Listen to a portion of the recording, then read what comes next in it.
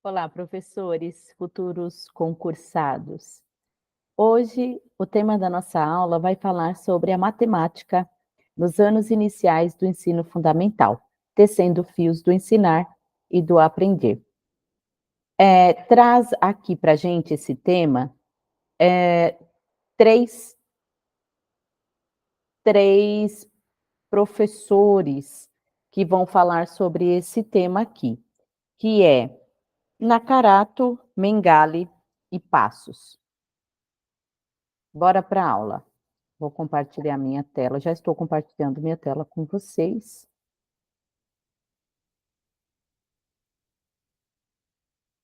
Vamos lá. Eu já disse aqui para vocês, em alguma outra aula, que os pensadores escolhidos da instituição que a gente vai prestar concurso são pensadores que pensam a educação de uma maneira semelhante ao que a instituição adota. Então, o tema da aula de hoje é sobre a matemática nos anos iniciais do ensino fundamental.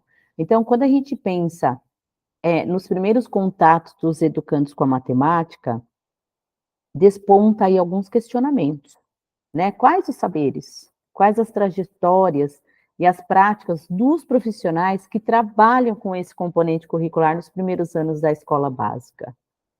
Pensando nisso, Adair Nakarato, a Brenda Mengali e a Carmen Passos, elas formaram uma equipe dinâmica de investigação que assume na obra o ofício de entrelaçar os fios do ensinar e aprender na extensa rede aí da alfabetização matemática.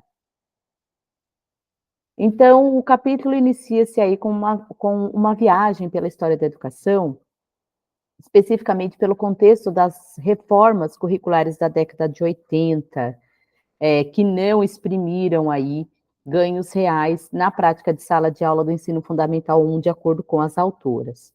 Ressaltou-se ainda a apresentação dos parâmetros curriculares nacionais, que a gente chama de PCNs, que, de acordo com elas, embora contemplassem novos aspectos para a abordagem matemática, ele teve a sua aplicabilidade comprometida pelo esclarecimento insatisfatório da sua intenção construtivista e também pela carga específica das orientações didáticas que estavam contidas ali, dificultando o entendimento das professoras.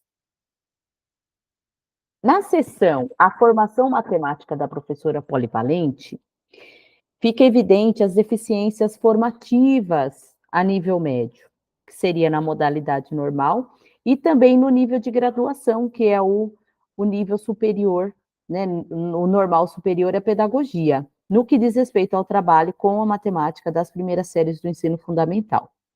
Já na parte de crenças e sentimentos em relação à matemática e o seu ensino,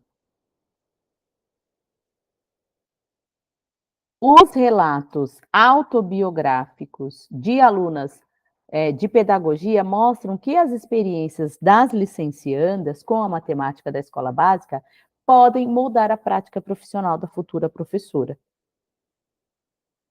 As escritoras também discorrem aí sobre um novo cenário para a aprendizagem de matemática, que seja um cenário inclusivo e estimulador da autonomia.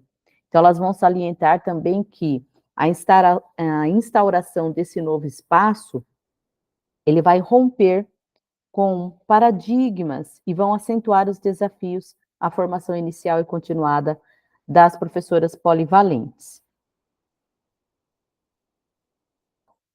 As autoras, elas seguem aí a reflexão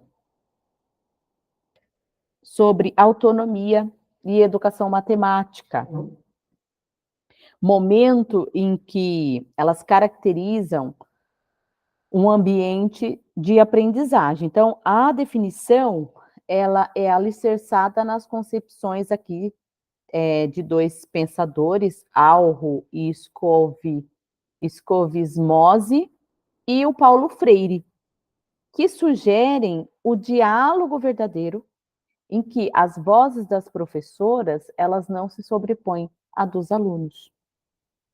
Então a gente entende que o retorno para esse cenário, ele pode ser entendido, como um convite incessante aí à zona de risco. Os momentos de leitura e de escrita nas aulas de matemática também são enfatizados nesse capítulo do livro, sendo que a argumentação decorre do seguinte pressuposto: os registros dos alunos têm íntima relação com o movimento de comunicação e de negociação de significados matemáticos, o qual é impulsionado pela prática de resolução de problemas. No capítulo 3 do livro, é colocado em relevo o papel do registro escrito no processo de alfabetização matemática. Segundo as autoras, a professora alfabetizadora, ela deve atentar para a validade da escrita expressiva das crianças, que mescla afetividade e conhecimento. Outro aspecto também que é abordado é a possibilidade da escrita expressiva transformar-se em transacional, fornecendo subsídios ao educador para conhecimento do progresso da aprendizagem dos estudantes, bem como para o planejamento de intervenções adequadas. Flashes das aulas da professora Brenda, que é uma das autoras do livro, permeiam as diversas sessões desse capítulo do livro. Então, a professora Mingalha, ela vai investir no trabalho com problemas que se aproximam da realidade infantil. Ela desenvolve a reescrita e a análise de textos nas aulas de matemática, ela estimula argumentações e interações, enfim, inaugura um clima de aprendizagem em que conceitos e operações fazem sentido. No capítulo 4 do livro, é reiterado aí uma peculiaridade do ambiente de aprendizagem, que é a produção de significados matemáticos. Para as autoras, muitos significados vão emergir dos desafios e do estímulo à tomada de posição. Então, a sala da professora Mengali, ela é novamente adentrada aí, podendo se vislumbrar a rica conexão entre criação de situações-problema e a literatura infantil. Quanto ao cálculo mental, a Nakarato e as suas companheiras, elas vão sustentar que é necessário o distanciamento da concepção adotada nos PCNs e vão defender a importância do registro escrito.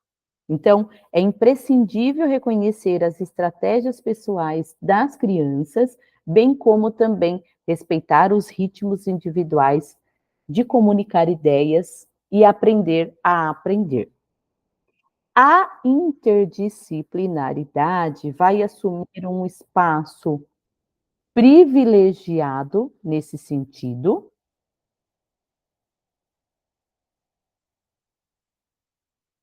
As autoras, elas aproximam modelagem matemática com a pedagogia de projetos, com destaque para propostas que vão explorar as capacidades imaginativas e criativas das crianças, e isso vai propiciar o desenvolvimento simultâneo de habilidades linguísticas e matemáticas.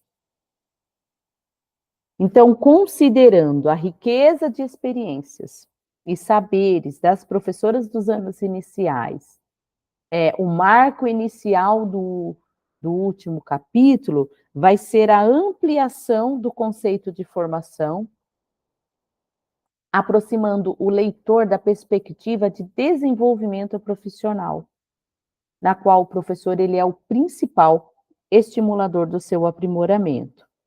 Os tópicos seguintes vão tratar expressivamente do potencial das narrativas autobiográficas, tanto como práticas de formação, quanto de pesquisa.